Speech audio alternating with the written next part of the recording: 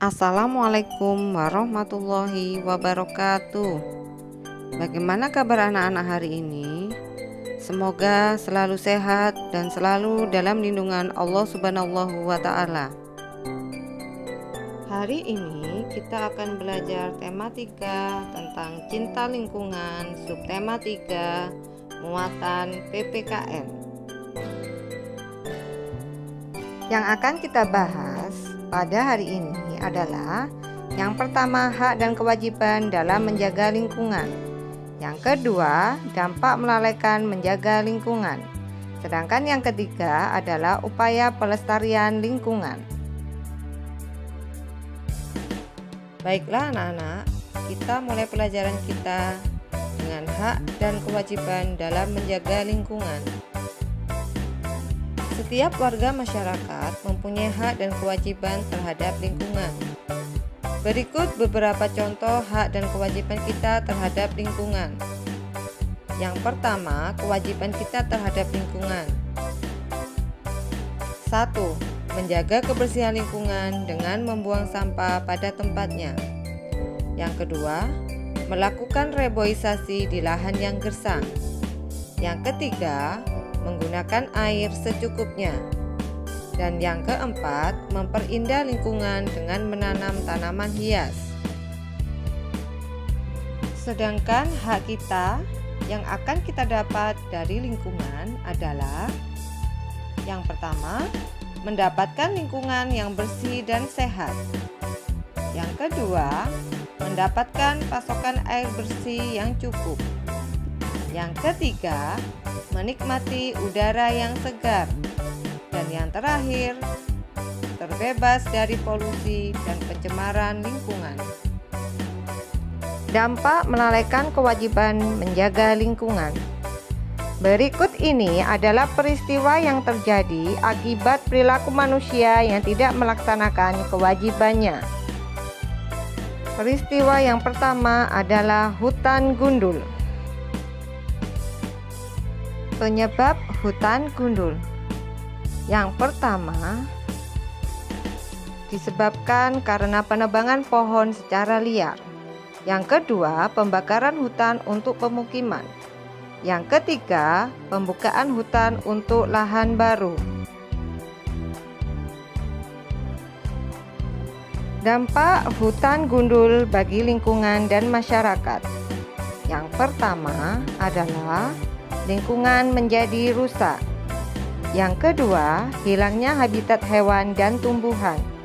Yang ketiga, berkurangnya spesies hewan dan tumbuhan. Yang keempat, masyarakat kesulitan mendapatkan air bersih.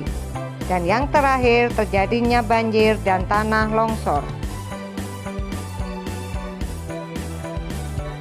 Upaya yang dilakukan dalam menanggulangi hutan gundul antara lain: yang pertama, melarang penebangan hutan secara liar.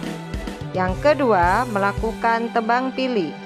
Dan yang ketiga, mengganti pohon yang ditebang dengan bibit baru. Peristiwa yang kedua adalah banjir. Penyebab banjir adalah kegiatan manusia yang membuang sampah sembarangan. Contohnya, membuang sampah di sungai.